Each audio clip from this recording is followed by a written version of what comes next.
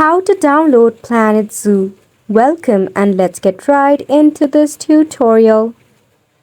Now to download your Planet Zoo, firstly you will have to get yourself Steam for your PC. If you already have one, launch Steam and make sure to log in into your account.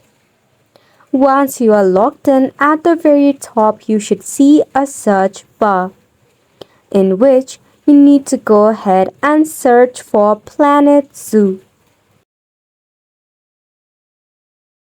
To download Planet Zoo for your PC, firstly you will have to purchase it off your Steam.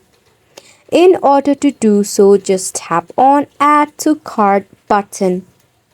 You can download any of the edition that you prefer. Just select on Add to Cart. After which tap on View My Cart option.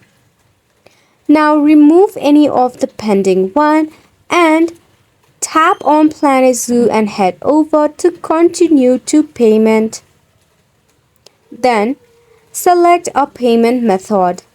In the case of credit or debit card, enter the card number, expiration date and the security code along with the billing information.